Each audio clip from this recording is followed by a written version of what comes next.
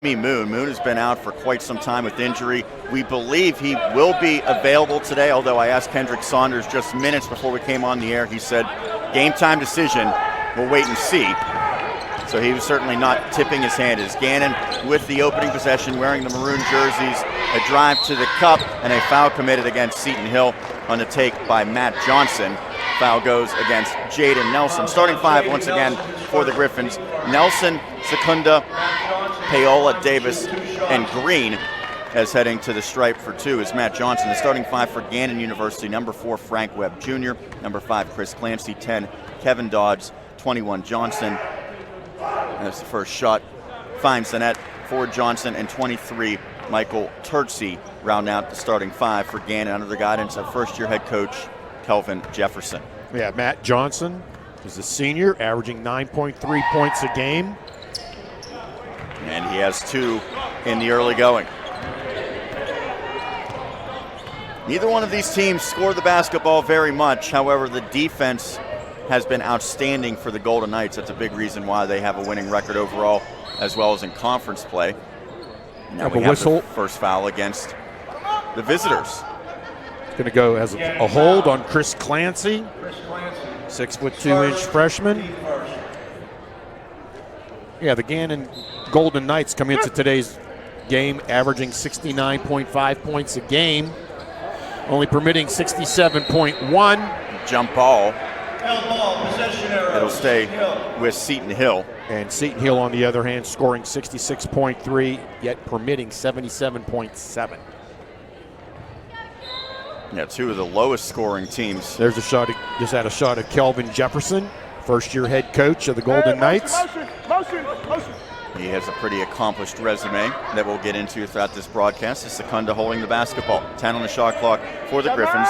There's Drew Green. You might not recognize number 35. He typically wears 33, but donning jersey number 35 as the basketball goes out of bounds. Last off is Seton Hill. Turnover for the Griffins.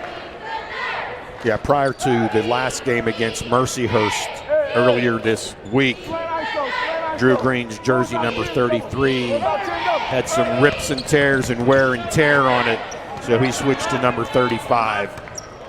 Well, if he plays well with this number, maybe think about being superstitious and changing it. We'll see how the Griffins fare today as Paola really putting some pressure on Turtsey. Yeah, you know what? They were up for a 5 count there, did not get it. Nelson with the rebound. Jaden Nelson, a freshman out of Montour High School. Secunda's drive cut off, and Nelson resets the offense. 2 20-minute halves for the men. 3 freshmen in the starting lineup today, 1 junior, 1 senior for Seton Hill. And that senior has the basketball now. It's Davis. Shot clock. Down to 5. Davis has to go to work. Puts it up right before the buzzer. Now they call it a shot clock violation. I thought that Davis had got it off. He was lobbying for a goaltending. Yeah, you know, I'm surprised it was not a goaltending, and the look on Tommy Secunda's face coming down the court, he thought it was goaltending as well. Well, here's the thing. It could be goaltending, but if they deem the shot took place after the clock went off, then the shot doesn't count. Thus, no goaltending. Clancy to Turtsey. And a feed into the post, and a foul committed by Secunda. Second team foul against Seton Hill. Exactly 2 minutes into this first half. Tommy Secunda, 6'5" junior out of State College, Pennsylvania. Gannon looking to sweep this double dip. The ladies took care of business on the road in the game preceding this one here at the McKenna Center on the campus of Seton Hill University in Greensburg. Another foul against Secunda. That is 2 fouls in just over 2 minutes, and he'll likely be headed for an extended stay on the bench. Who's coming in, Roger? Jimmy Moon's going to get some playing time today. Maybe earlier than expected. So he checks into the contest just 2 minutes and 4 seconds in. Moon, a terrific freshman campaign, second on the team in scoring, leading the team in rebounding. He was ranked in the top 10 in rebounding, although with the game's miss, he no longer qualifies for that as he forces a miss and a loose ball foul charged against Gannon, well defended by Moon. Kevin Dodds, the 6'8" sophomore. Gannon underneath as Dodds, the sophomore, at 6'8". And Turtsy, 6'10", redshirt junior. I'm sure the Griffins are very happy to have the services of the massive Jimmy Moon in this one. Davis, one of the top scorers in the conference. He ranks 4th at 19.9 points per game. Moon feeds it into Davis. Contested shot, missed badly. A lot of contact. It was Webb who came on the double team as Webb is slow to get up. Now he hustles back into the play. Johnson to the cup off of glass. Matt Johnson has all 4 points in this one. Seton Hill turns the basketball over. There you see Johnson off of glass.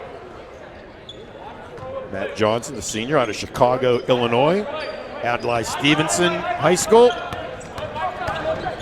That's the name of the elementary school that I went to, as Johnson rolls that one home. You remember who Adlai Stevenson was, Roger? Something to do with the government, Yeah, he was a political figure back in the time of John F. Kennedy. That's what I was going to think, somewhere in the early 60s. Seton Hill needs a great possession here and a score. Pass is tipped. Johnson comes up with it. 2 more points for Johnson. He is red hot in the early going. He has all 8 points in the game. And a timeout taken. Davis, as expected, 2 of 2. It's now a 1-point lead for Gannon.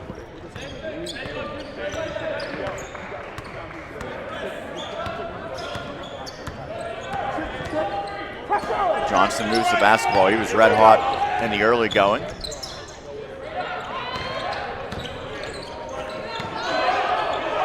On the block. Good touch by Turtsy. His first points.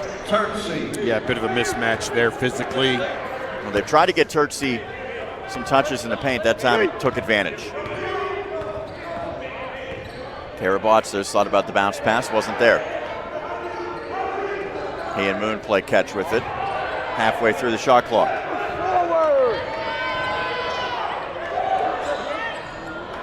Pass tipped a couple of times. Griffins get it to Davis, out to Moon.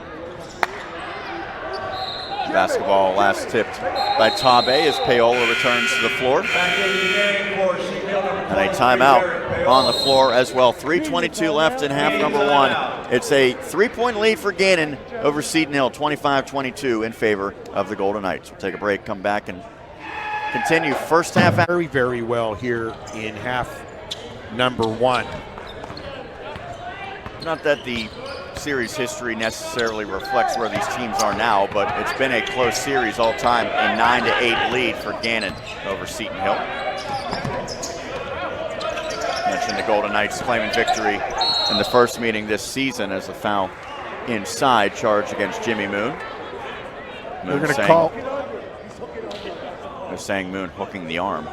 You know what? Jimmy Moon took one to the chops from an elbow from Turtsy. So a 1-and-1 sends Turtsy to the line, averaging a little more than 5 points per game. Turtsy, not a good foul shooter at 48%.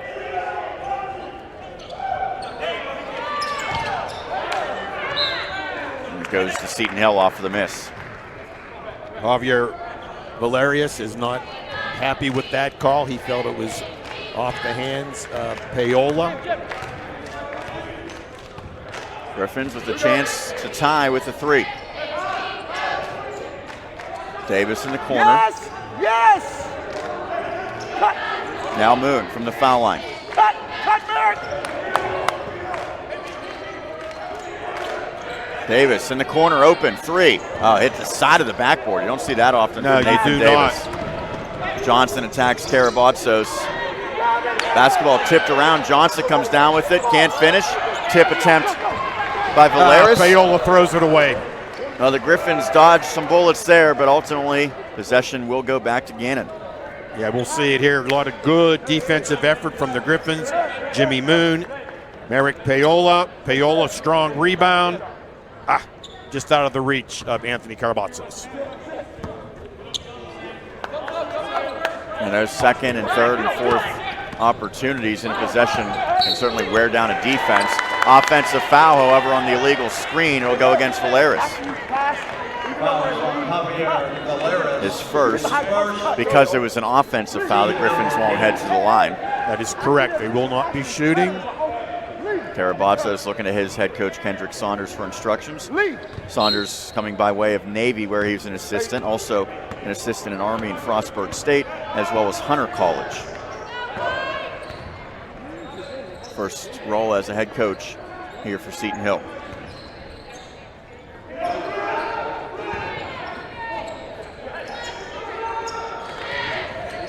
Good fake by Davis, but swatted away by Turtsy. And now taken away from Davis. Clancy to the cup for two. Good defense by Gannon. Yeah. From Paola. Jefferson also is a Colgate, Stony Brook, American, Vermont, U.S. Merchant, Marine Academy, Salem State, and Wesleyan. Well, he's been around. Hopefully he's renting instead of buying. It's a nice finish inside, and Turtsy's getting fired up. He's playing with emotion. Turtsy to the line trying to complete the three-point play, and Roger, you had asked me something during the break. Apparently it is the third foul against Paola, as they have 3 up there on the clock. Turtsy completes it. He now has 5 points in the half. Yeah, Moon into the game for Paola. And I think Moon has a little bit more ball to him trying to cover Turtsy on the block. Well, I'll tell you what, Moon and Paola have room to grow. They have a lot of space to cover. But there's no doubt at this point, Moon is much thicker and probably muscular. Pull-up Jay with the clock winding down, and rims out for Drew Green. Yeah, Drew Green just not getting the friendly rolls today. What have you seen from Green this season? Because he's been a pretty regular in the lineup and on the floor, but there's some games where it just doesn't seem like he contributes a whole lot offensively. He averages about 7 points a game, and reach in fouls. Seton Hill racking up the fouls now. And Secunda. I'm going to say that as far as Drew Green goes, and a lot of these freshman players for Seton Hill, I have seen flashes as to why they're here at the D2 level, but they need to come up with consistent play, not just flashes here and there. I think with both Green and Nelson, you look at the scoring numbers, but I think it's also worth noting that they haven't racked up a lot of assists. Karabatos really has done the majority of the distributing, as another foul against Seton Hill. I believe it was before the shot. They're going to call it on Drew Green. He now has 4, and it looks like the Griffins will keep him out there. No, there's no sense taking him out right now. Well, if you're Gannon, why not attack him? Johnson draws contact. Seton Hill has picked up 7 fouls less than 6 minutes in, and if you're Gannon, it could be a parade to the charity stripe. Yeah, and they're doing a nice job at the foul line as well. Kendrick Saunders has to look up, see 7 fouls against his team and none against Gannon. 7-0. I hope y'all like that, man. That's garbage. That's garbage.